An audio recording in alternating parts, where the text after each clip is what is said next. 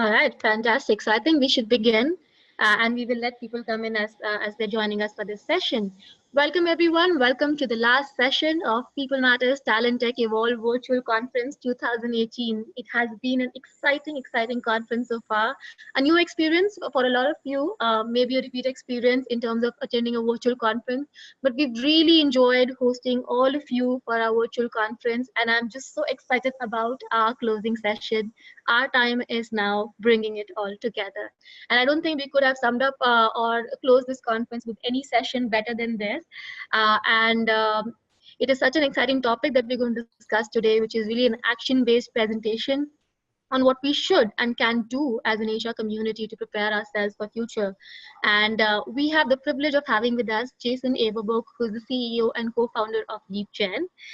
He's going to discuss people, process, and technology impacts, as well as how through Leap, which is really love, energy, audacity, and proof, we as HR community can take our efforts to the next level starting today. Jason really needs no introduction. He is an executive consultant, author, and thought leader with broad understanding of how technology can be applied to common business problems and helping organizations realize the benefits of such solutions.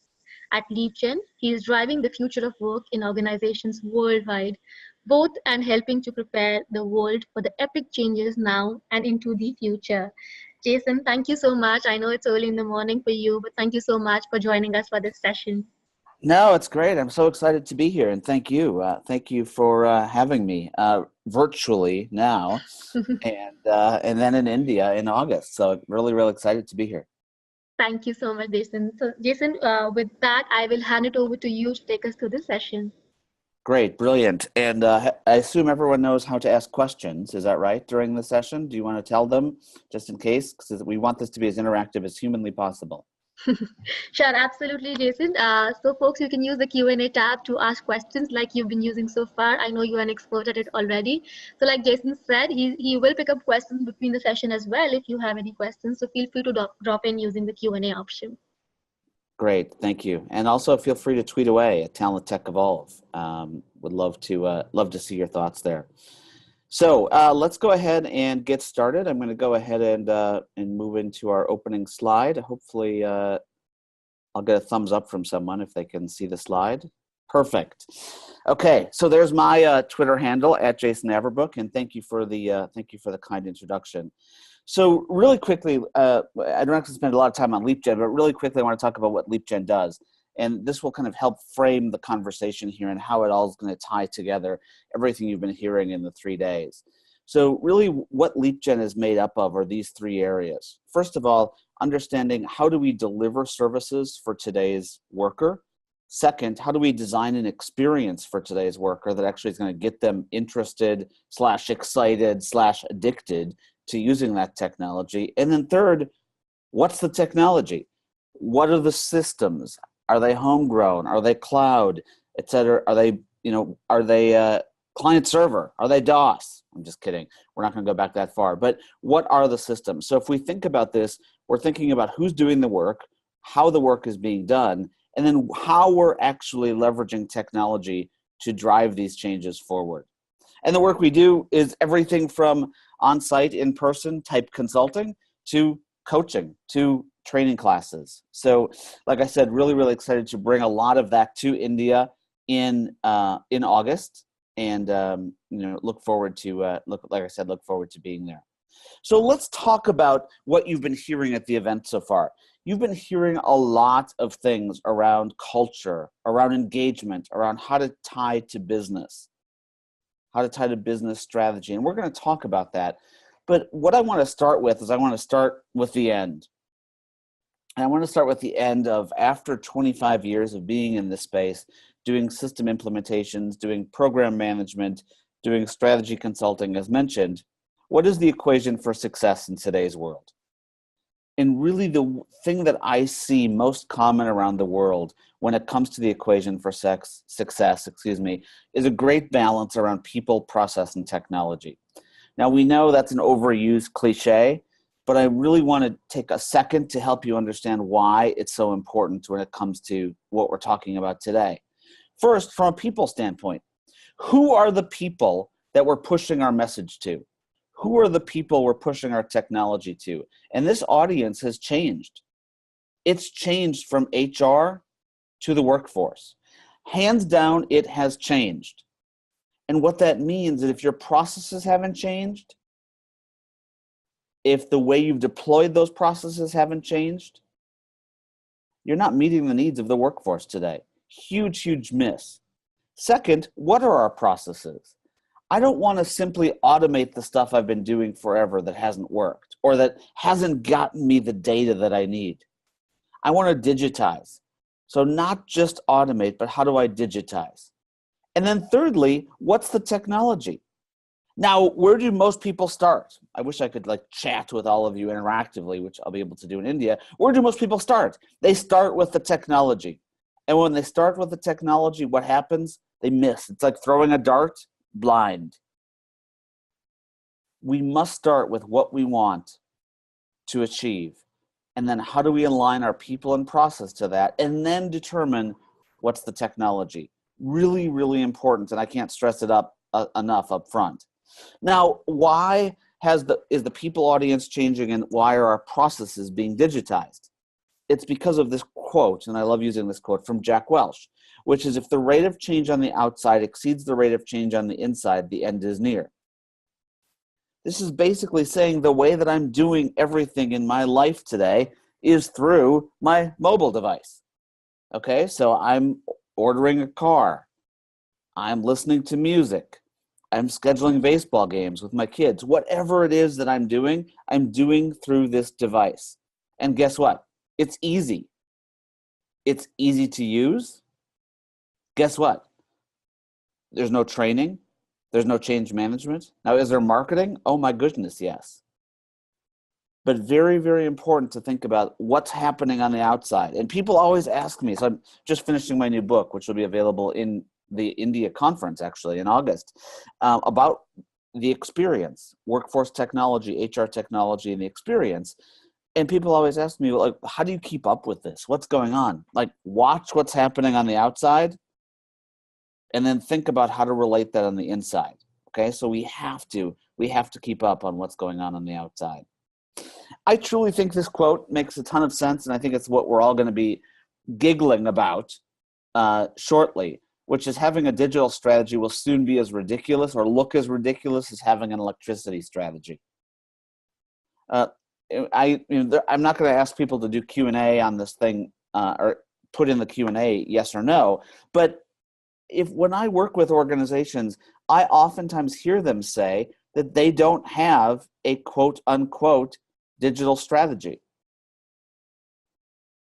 They don't have a digital strategy. And guess what? If you don't have a digital strategy, you're buying clusters of technology, as Shalina mentioned in the Q&A a second ago, without truly knowing what you're trying to get, what the technology is trying to do, and what you want it to achieve.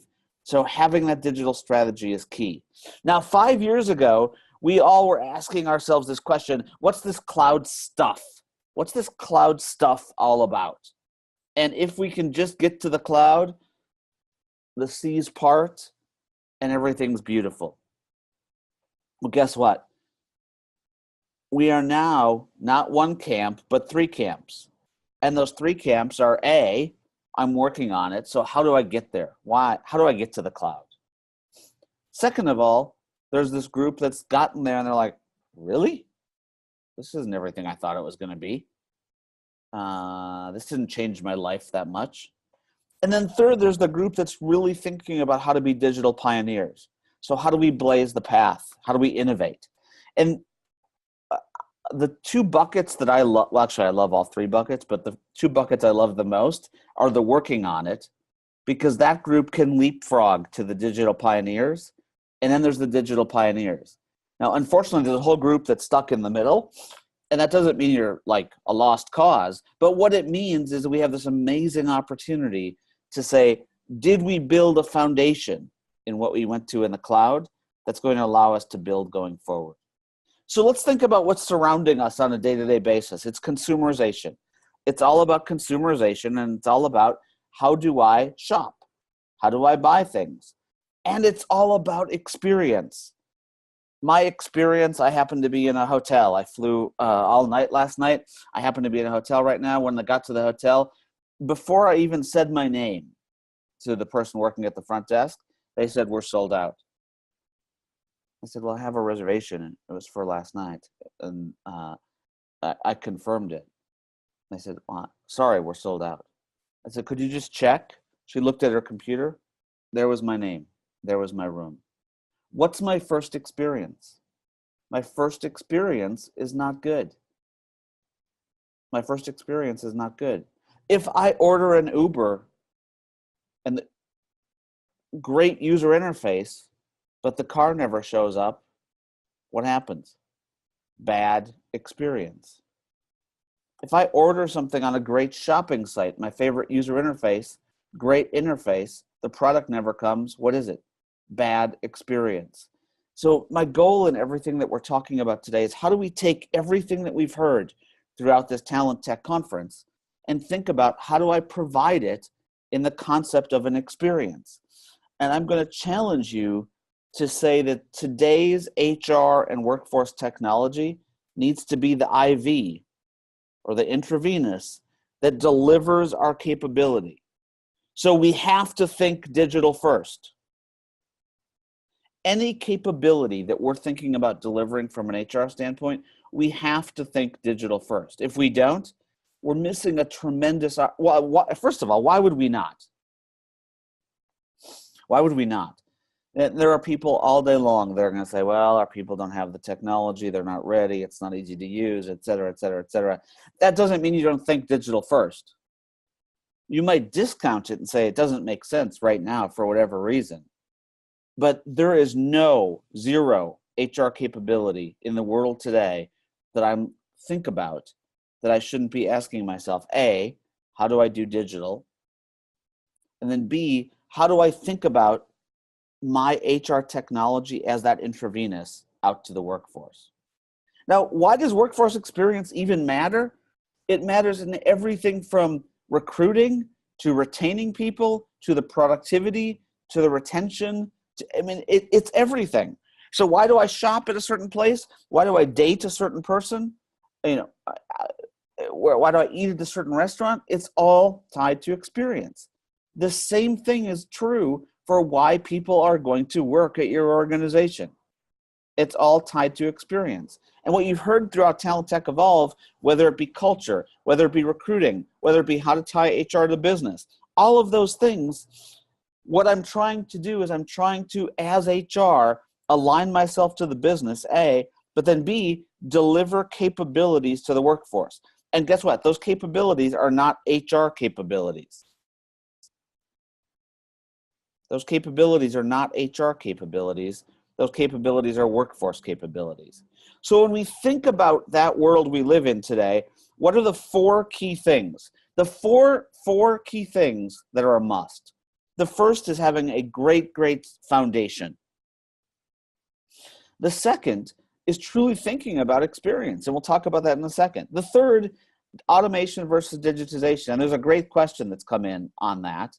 And the fourth is the skills. What are the skills necessary in the HR function today in order to meet and exceed our goals in the future? So as we start with foundation, what I'm trying to do, you guys, I'm trying to build an anti-fragile foundation, a foundation that if all of a sudden I do I'm getting echo. Oh, there we go. That's back. Sorry. If all of a sudden I do an acquisition, I can add it on. If all of a sudden I divest a bunch of businesses, I can get rid of them. If all of a sudden I'm looking at doing 3 or 4 things, what do? I can easily add those. If I decide, now I want to track some different data, I've got a foundation in place. I don't add another whole system or another silo of data in order to do that. So if we think about that, I want my foundation to be anti-fragile. Now, what does anti-fragile give me? It gives me first a great set of data. And I hope that every single person on this call thinks data is sexy. I would love to hear you chant it on this line, and I'm not going to get a chance to, but I'd love to hear you say data is sexy. Or if you don't want to say data is sexy, you say information is sexy, because that's the business we're in. We're in the business of information. Thank you. We're in the information, Shalina. We're in the business of information and data. The second thing is it gets me credibility. HR is not the big brother police who doesn't have good data. HR is not the organization that I can't ask questions about business because it doesn't have that. By having a foundation, it gets me credibility. By having a foundation, it helps me think about process differently. And I can quickly put processes in place. So if all of a sudden I'm not recruiting in the right place, what do? Put a new process in place. If all of a sudden I'm not doing performance management the way that we talked about in the panel earlier yesterday, what do? Put a new process in place. But I don't rip out my foundation every time I do it. I don't do regression testing on payroll. I don't add another set of master data. What do? Add a process, add a capability. Where does that get me? That gets me to my next step, which is personalization. The more data I have, the more personalized I can get. Shalina's asked, I hope I'm saying Shalina's name correctly. Shalina's asked me 2 or 3 questions. If I didn't have Shalina's name, I couldn't address her by name. Okay? Now I should know more about Shalina than just her name. And as I drill down, I should make the experience so personalized to Shalina that she feels like she's in Atlanta, Georgia, USA right now. Okay? If I don't have the data, I can't personalize. Okay? And if I can't personalize, my experience isn't going to be optimal. And if my experience isn't optimal, back to one of the questions that came in on the Moto G, I'm not going to be able to move people on this digitization journey. And I'll talk about that and why in a few minutes. Lastly, we're moving towards this whole area of AI and bots. And what is AI and bots simply? It's simply talking into your phone. It's more than that. But it's simply talking into your phone. It's simply asking a question and getting a response from a non-human. Now, why am I saying a non-human? Why am I saying a non-human? Because what I want to do is I want to be able to take my people in the business. Gorang, I love your question. I'll get to it in a few minutes. I want to be able to take my people and turn them from question answerers to problem solvers. Question answerers to problem solvers. I want my AI and my bots to answer the questions. There's no reason the AI and bots can't answer the question. There's going to be a few that they can't, but for the most part, I can turn my people notch to the left and say, okay, now you're solving problems. Now you're designing new programs. Now you're aligning to the business. So I'm able to turn that dial and really think about how do I provide better capabilities from a people standpoint, not an HR standpoint, but from a people standpoint. Okay, so very, very important to think through. Now, that's number one, the foundation. Now, a couple of the questions that have come in I want to talk about, but I'm not going to talk about them yet. I'm going to talk about them as we get to those points, which is really tied to this next area about experience and process. If we think about experience, I love this quote from Maya Angelou. Okay, we've learned that people will forget what you said, people will forget what you did, but people will never forget how you made them feel. People will never forget how you made them feel. And I hope that when we think about creating a workforce experience and a digital workforce experience, which by the way, is not any different than the physical workforce experience you create when you walk into your place of employment, we're thinking about how do we make people feel. And the word that ties to feeling is empathy. I need to know my people. I need to know my audience. I need to know what's going to excite them. I know what's going to drive them to use the tools that I'm putting out there. So one of the things that we work with organizations all the time to put in place is what we call this frictionless workforce experience. frictionless workforce experience, which is the right product to the right people at the right moment through the right channel. The right product to the right people at the right moment through the right channel. If you're thinking about running every single capability you have from a people standpoint through this,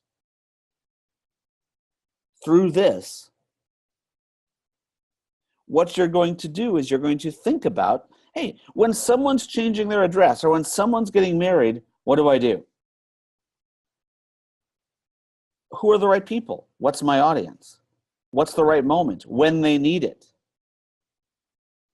Finally, what's the right channel? Is it digital? Is it a human? Is it a combination of both? This graphic that you see, you should use to run all of your process through. Now, there's some brilliant questions coming in. I'm going to get to one of them. Can we really be sure of employee experience in my place of, can we really be sure of employee experience that my place of employment is full of chatbots and automated voices? We need to connect and we need to interact as humans, don't we? And I love this question. And the answer to your question is yes. We need to interact as humans. But one of the things that we're struggling with right now in HR is we're struggling between high-touch human and high-touch digital. So we think about touch, which isn't necessarily an HR term, but we're going to use it for purposes here. When I say high-touch, does my workforce want high-touch digital or high-touch human? And what I have right now is I have a massive group of people over here that want to talk to someone. I have a massive group of people over here that would rather use a chatbot or chat with someone.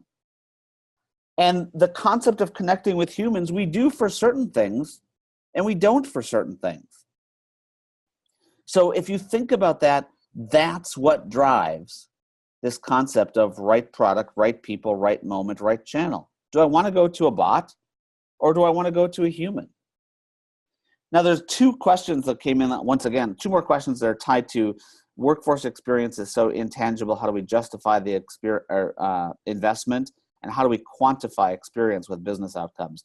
I'm going to talk to both of those in a moment. So I just want to make sure you know that I got the question. Thank you for asking. What's an experience?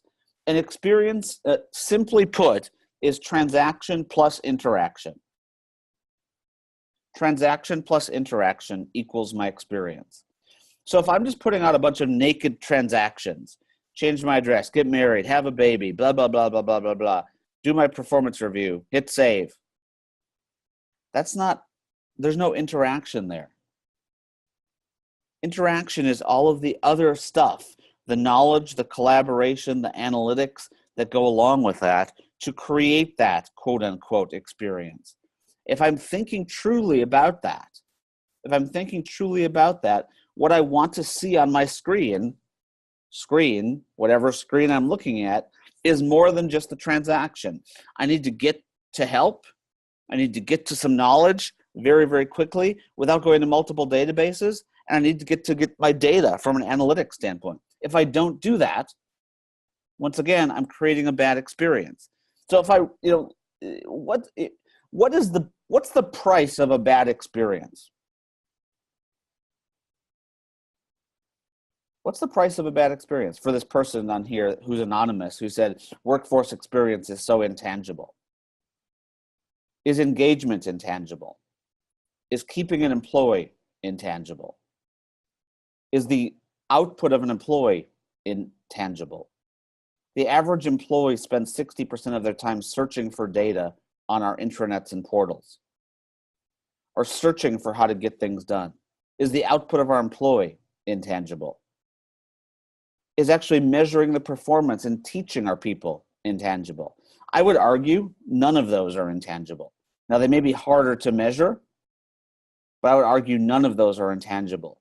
So when we think about workforce experience, you guys, we're thinking about delivering every single capability we've been talking about at Talent Tech Evolve here.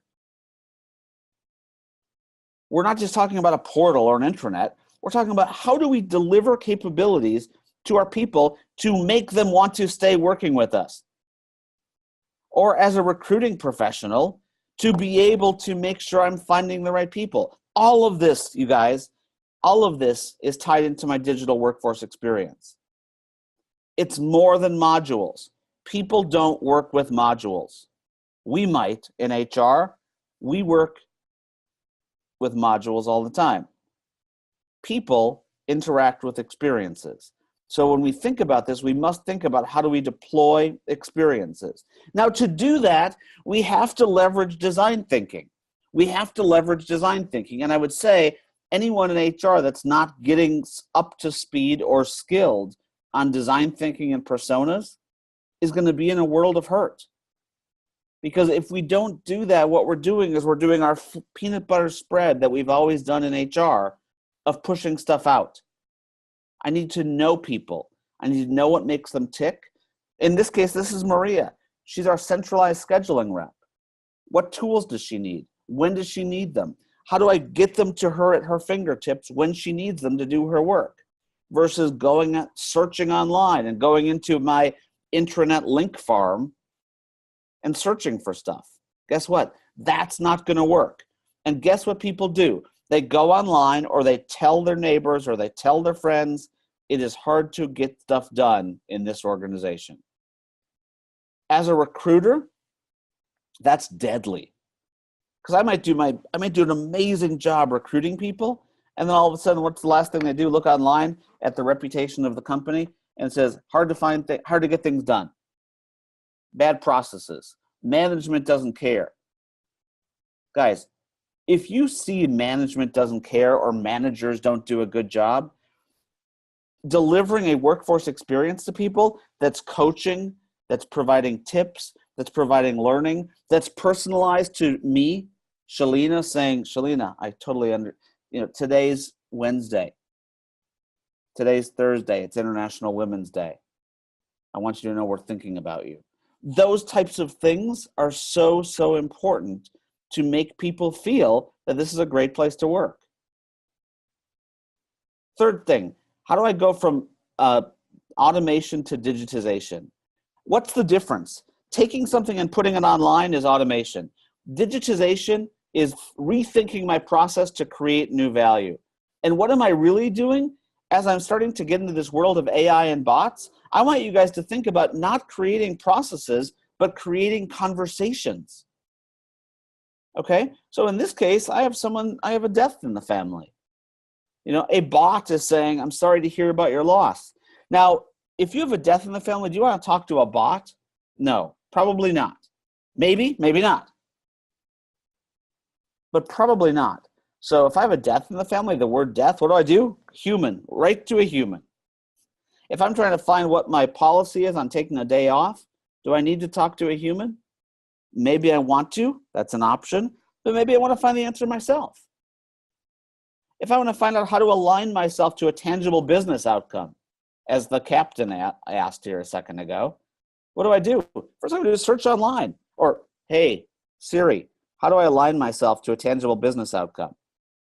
If I've got a great foundation and a database to go back on, it's going to give me an answer.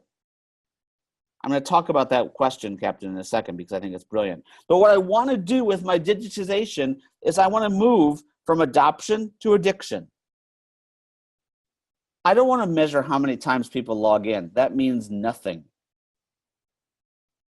I want to get them addicted to this digital experience so that the first thing they do and the last thing they do is say, I'm going to go to Nick. And by the way, Nick is the name of my digital experience. Hey, you have a problem? Ask Nick. Hey, you want to look for that piece of data? Go to Nick. If I do that and drive all my traffic to there, people get addicted to it. If they only use it once a year, are they ever going to get addicted to it? No. If they only use it once a year, are they ever going to say it's good? No. If they have data all over the place or knowledge all over the place, are they ever going to say, wow, easy to find, easy to work here? No. I have to think about how do I move from adoption to addiction. And it's so much more than just technology, you guys. What is it? It's skills of my department. It's a culture and understanding the culture. It's what's my service level. It's an understanding, do I even have policies and processes documented that people could find? And then it's great technology that ties that together. So when we think about this, what we're trying to do is we're trying to move our business partners from people who are answering a bunch of questions to people who are truly doing that more strategic work. Now, how do you quantify experience with business outcomes?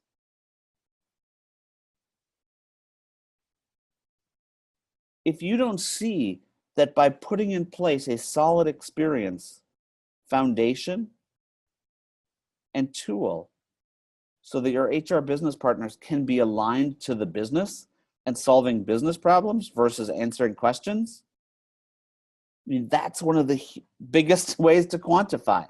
The problem, you guys, with a lot of our expenditures and the way we justify HR technology is we think about it as HR technology. Like, don't call it HR technology. HR technology is what? Technology for who? HR people. This is workforce technology. This is digital experience. This is creating engagement, creating culture, creating internal mobility, creating business outcomes, everything that you've been talking about, it's all going to be done digitally. So the question is, where are you on that journey? And really, when we think about HR professionals, they're somewhere on this list. They're either digitally competent, which means they know how to download an app from the App Store, which everyone, I hope, on this call does. They're digitally literate, which means they actually have a good sense as to understanding and thinking digital first. Or they're people who are truly thinking about digital transformation and saying, guys, we don't have to recruit that way anymore. We don't have to track data this way anymore.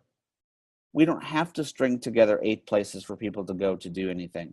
We don't have to do performance reviews on paper or once a year. We don't have to measure employee sentiment. I saw Mark Stelzner did a brilliant session right before me on sentiment and thinking about the employee feelings. We can measure the employee feelings like hook your finger up to something or touch a smiley face. Like, we have the ability to digitize all of this stuff.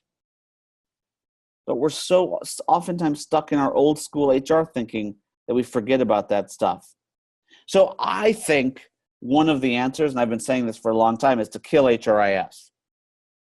Now, why do I think that that's necessary?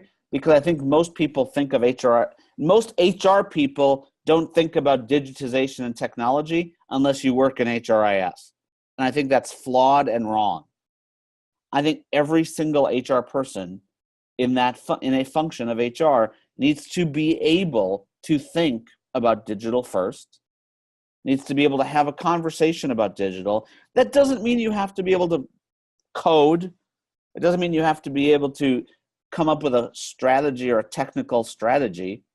But what it does mean is you need to be able to understand the impact that digitization is having on the outside world and the impact that it's going to have on the inside world. Now, what does that mean? What does that mean to have that? It means you have to start thinking about things in perpetual beta. Whoa, perpetual beta, that's not a good term for HR who doesn't like risk. Well, guess what? We're never going to get ahead unless we do that. Second thing, we have to be able to take what we're doing from an HR technology, now workforce technology we've learned, and tie it to a business pain. The business pain is I can't recruit fast enough. I can't get the right people. I can't keep the right people. I can't motivate my people. I can't incent my people. Okay, so how do I make sure that I'm attacking the business pain? And how do I think about it as an interaction? No one likes simple transactions. No one ever just has a transaction. If you just registered for this and it said, okay, and you never got something that said, oh, can't wait to see you, et cetera, et cetera. Talent Tech created an experience for you here. If you didn't see me, you maybe think you'd be better off. But if you didn't see me, you might say that the experience wasn't as good. This is trying to create an interaction versus just a transaction. The fact that Shalene is getting questions answered, hopefully, is an interaction versus simply a transaction. And as I said, to know your people, it starts to get us into this concept of design thinking, which is quickly being able to understand who my people are, coming up with solutions, deciding, sometimes very hard, prototyping, not technology-wise, draw it on a piece of paper. Here's how it can look. And then validating and failing fast. Failing fast is something that a lot of HR people struggle with, a lot of people struggle with in general, but it's so, so important as we think about design thinking and what we're trying to do. So how does this all tie together? Everything you've been listening to in Talent Tech Evolve so far has been tied to building strategy. Now, how do you think about strategy? What is your organization's corporate or organizational strategy? What's your HR strategy? What's your digital strategy? That alignment is there. If you're working on things from a technology or digital standpoint that don't align to HR, that don't align to your corporate objectives, I would ask myself the question, seriously, why am I doing it? Some of it I have to do to keep the lights on, but a lot of it is that I don't have a strategy. I just have a bunch of plans. Okay? So don't just buy stuff. Vendors hate when I say this, but I guarantee you vendors are thrilled when you actually buy stuff for a reason, because your chances of success are 1,000% better. One of the things I always say to organizations and workshops is the goal isn't to go live. The goal is to go begin. Once you're live, that's your beginning. It's more than just the technology. It's the people and the process. Everything you've heard through the event so far has been much more tied to people and process. Now, what's your job? What's our job? What's our challenge? Our challenge is to digitize that capability, starting with the business. What's the question we ask? The question we ask is, what do we want to be great at versus what's it okay to be okay at? Okay, what do we want to be great at versus what is it okay to be okay at? And then building this strategy. And if you look at the tattoos, this is, I call it in henna, not in ink, because this changes so rapidly. You need to think about your strategy as very, very flexible. So that wraps up my canned point. There are some great, great questions that I want to get to. And can I just start answering the questions, or do I need someone to moderate the Q&A? Go ahead, Jason, go ahead. Maybe you may want to stop sharing your screen so that folks can see you. Oh, no one could see me while I'm sharing the screen? Oh, so sorry. Wow, we've been missing out a lot. No, just kidding. Okay, so let's go through these questions. There's some great questions that have come in that I want to get to. So first of all, how do we know which technology is best for us? There's a clutter of solutions out there. What are the questions I should ask myself before opting for a digital tech solution? Great, great question. I say the answer to your question, I've talked about a few times. What do you want to do? So what do you want to be great at versus what is it okay to be okay at? What capabilities do you need to meet? And then rank those on what we call an urgency and importance matrix. So how urgent is fulfilling the need? Okay, how urgent is it? And then how important is it? And if you think through that, the clutter of stuff, you know, one of the problems with HR, well, in all business today, is the centers of excellence are out there. They see stuff at conferences and they're like, we need that, we need that, we need that, we need that, we need that, we have to have that. If you get a clear strategy throughout the function of what you want to be great at versus what it's okay to be okay at, that helps to solve that question. Second, you know, what should I do? Digitize? I would just skip automation and go right to digitizing. As a small scale business, just skip it. Skip automation. What are the risks if organizations are taking time to start digitization of their processes? You just fall further behind. And you fall further behind and you get employee dissatisfaction. There's two more questions I want to get to. I know I'm running out of time. Interesting point on adoption to addiction. How do you recommend doing it specifically when technology adoption itself is one big challenge in a digital journey? Don't call it technology. Okay, don't think of it as technology. This is how we work. how you work in your outside life, this is how we work internally. If you roll it out as an application, you roll it out as a technology, you roll it out as something you have to adopt, you give people a choice. What do? They're going to opt for what is quote unquote they're most used to. Okay, so we have to, and but it has, sorry, I'm running out of time. It has to be interesting, not to you. It has to be interesting to them. So know them, and it has to be tied to that. I know I'm getting like ready to cut me off. So, guys, we went through that really, really fast. Think about those four things: foundation, experience, digitization, and then the skills needed to drive this forward.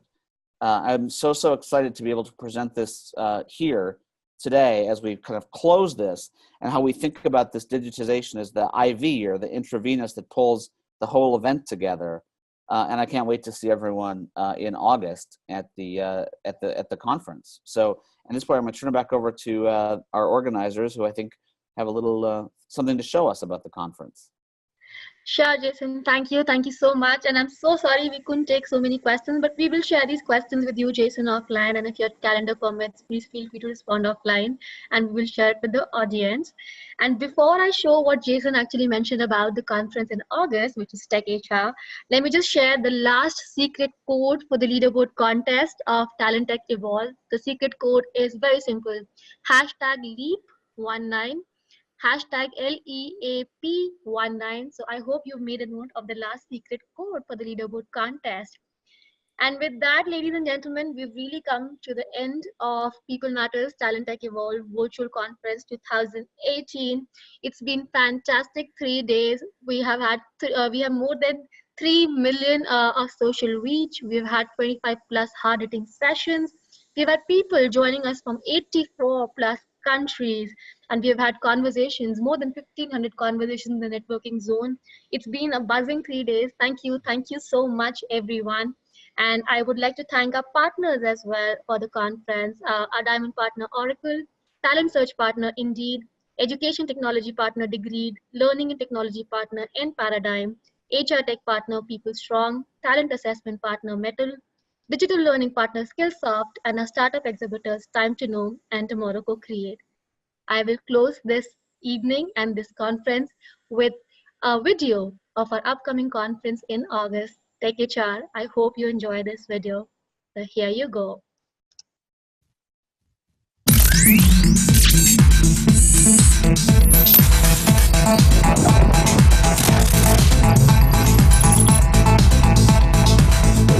Don't look at People Matters Tech HR as a conference. Look at People Matters Tech HR as an experience, and join us in making it a memorable one. Thank you very much.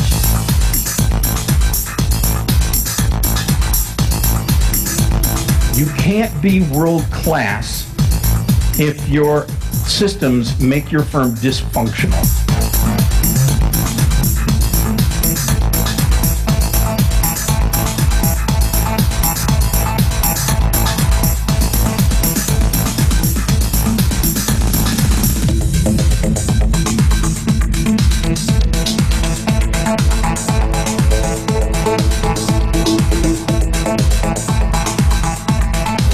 Tech HR is a very unusual conference. This one is more interesting, more multifaceted, faster paced, more on point, very well staffed, very supportive.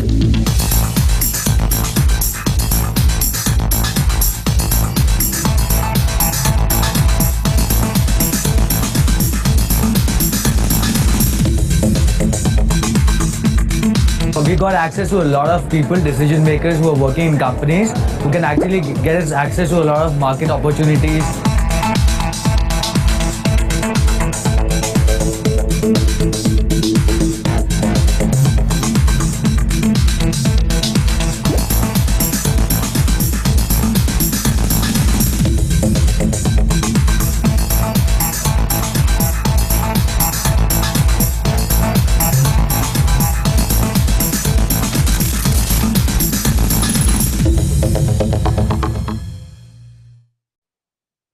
With that, ladies and gentlemen, we will say thank you to all of you and hope to see you all in August at Tech HR in Gurgaon, August 1, 2, and 3, where we will be taking these conversations that we started at Talent Tech Evolve forward in August. So see you all there.